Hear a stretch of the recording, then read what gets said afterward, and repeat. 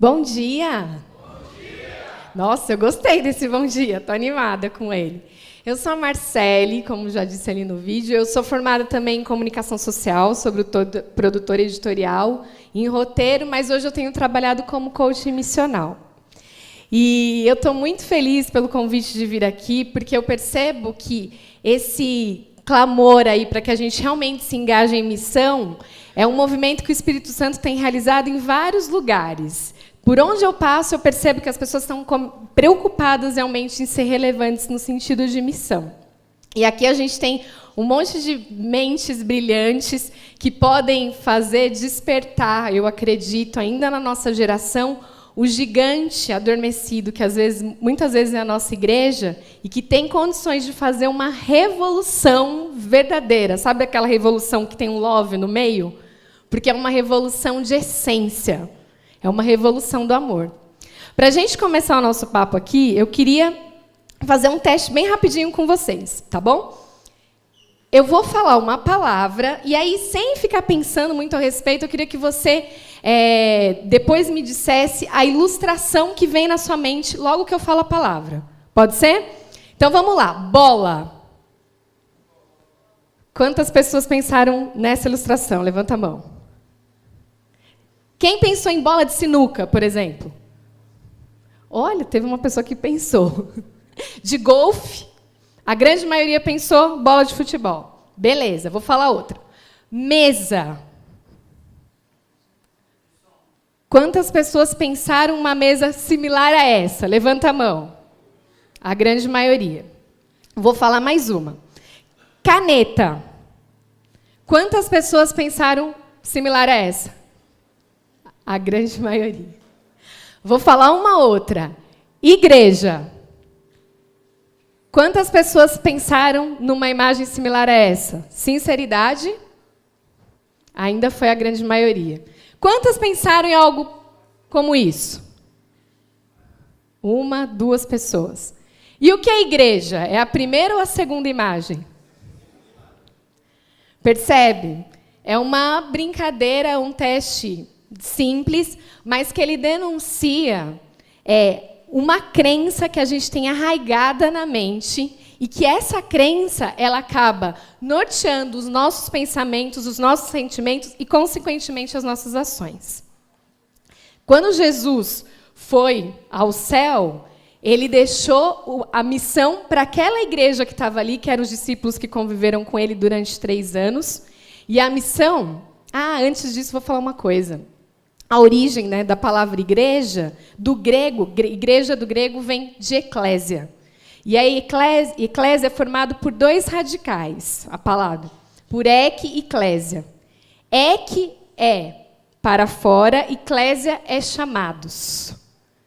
Então, a gente tem aí, na raiz da palavra, igreja, chamados para fora. Como que a nossa igreja hoje vive? Como? Chamados para dentro. Onde será, que a gente se perdeu? Teve aí algum momento da história, a gente não vai entrar nessa questão em que a gente se perdeu e se perdeu feio. E isso tem prejudicado, sim, a pregação do Evangelho, esse conceito. E Cristo, como eu estava falando um pouquinho antes, quando ele dá ali a missão para os discípulos, ele diz: portanto, vão, façam discípulos de todas as nações, batizando em nome do Pai, do Filho e do Espírito Santo, ensinando-os a obedecer tudo o que eu ordenei a vocês. E, na verdade, essa grande comissão é muito falada em todas as nossas igrejas. A gente fala muito a respeito disso. E a versão que a gente mais fala é do ID, que, inclusive, é o nome do nosso evento aqui. E quando a gente olha, o verbo principal dessa sentença é o fazei.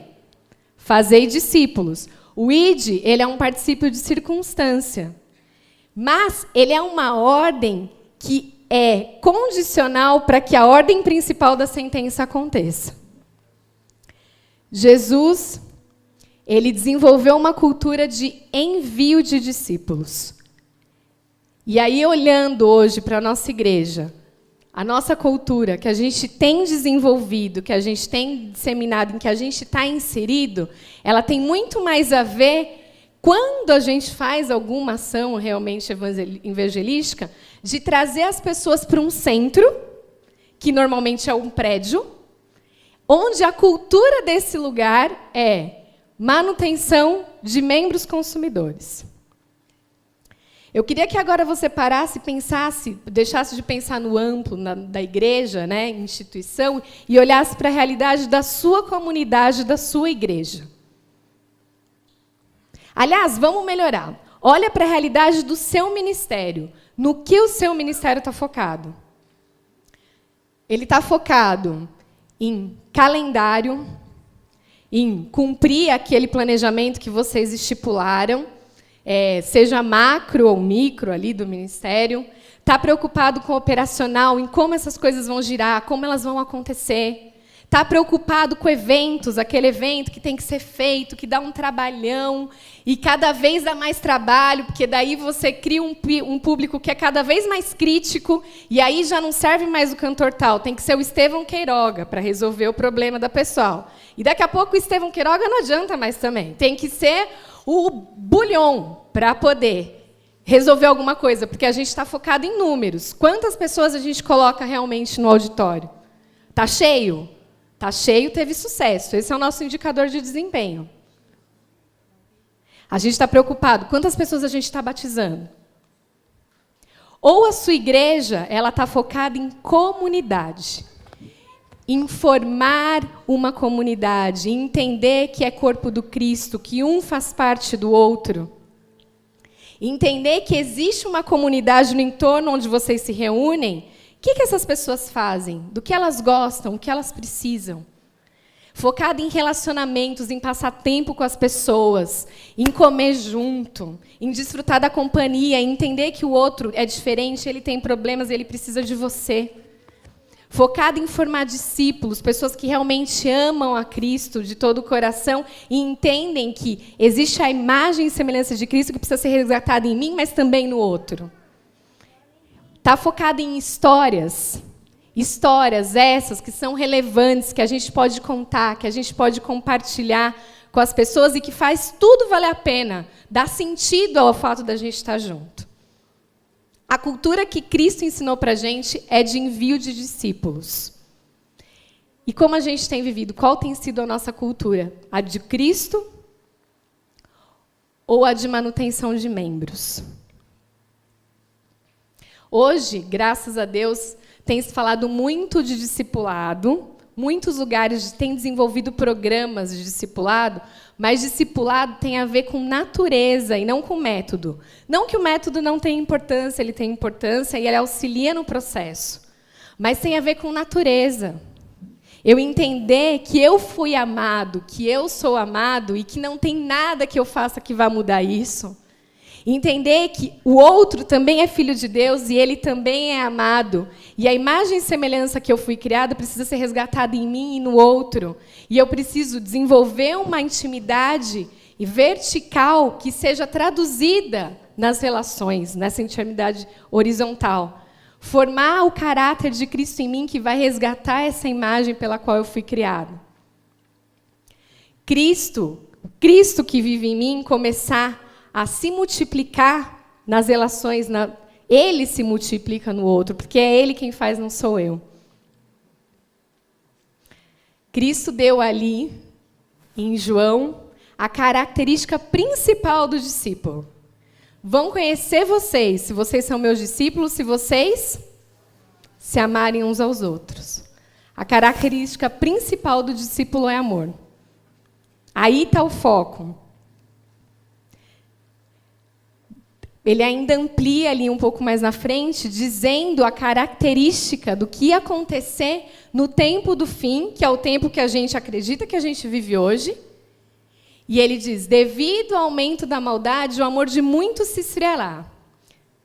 Mas aquele que se perseverar até o fim, ele será salvo. E este evangelho do reino será pregado por todo mundo como testemunho a todas as nações, e então virá o fim. Qual é o evangelho do reino? É o amor que não esfria. É o amor que não esfria. E a gente precisa fazer o mesmo que o Mestre fez. Cristo, quando veio aqui, ele veio não simplesmente anunciar um reino vindouro, mas ele falou, o reino está aqui. E ele passou esse tempo mostrando para os discípulos quais eram os princípios desse reino. Então, se você tem fome, no meu reino não tem fome. Aqui, toma esses pães e peixes e se alimenta. Se você está aleijado, no meu reino não tem doença. Pega a sua maca, levanta e anda. A gente é promotor do reino de Deus aqui. Onde a gente pisar, a gente tem que sinalizar o reino de Deus. E o método eficaz para que isso aconteça é o método do próprio Mestre. Que ele ia onde as pessoas estavam, se misturava com as pessoas, como quem desejava o bem, não por um interesse, não por um número, não por um batismo, não porque eu quero que você venha para a minha igreja. Ele manifestava simpatia pelas pessoas, entendia as necessidades, sanava as necessidades, aí ele ganhava confiança, e então ele falava, vem aqui comigo, ó, eu vou te levar lá, você fica lá dentro da casa? Não, ele falava, vem comigo no caminho, me segue, você é meu discípulo. Aqui é um chamado para que a gente seja sal. Sal dentro do saleiro tem função? Nenhuma. O sal ele precisa se misturar com uma realidade diferente da dele para que tenha algum efeito. E o sal ele não chega todo diferentão, assim, olha, eu sou o sal, todo diferente, eu sou diferente de você, agora eu vou te transformar. Não. Ele é imperceptível, ele se mistura à realidade, aquele meio, e ele transforma aquela realidade.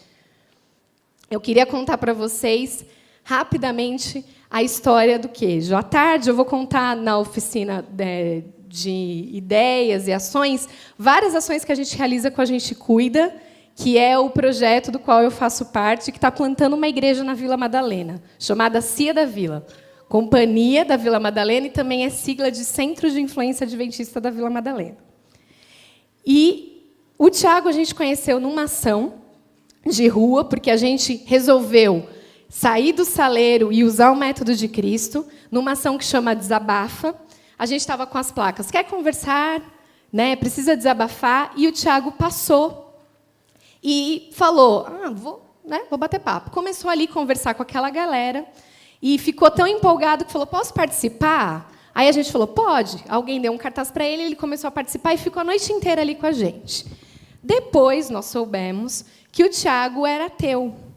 E naquela noite, e eu quero deixar isso bem claro, ninguém disse para ele de Cristo. Ninguém falou para ele, Deus te ama, você precisa se salvar. Não, as pessoas simplesmente abraçaram o Tiago, ouviram o Tiago, trocaram ideia com o Tiago. Ele chegou à noite em casa, se ajoelhou e falou, cara, eu não sei se você existe, mas hoje eu consegui sentir você através daquelas pessoas. E hoje o Tiago é nosso amigo, desde então, já faz 3 anos isso. Ele convive com a gente, ele chamou a gente para a formatura dele. Em nenhum momento ninguém ficou insistindo, Tiago, faz estudo bíblico, você quer estudar a Bíblia. Sozinho ele decidiu começar a estudar a Bíblia, nem contou para a gente.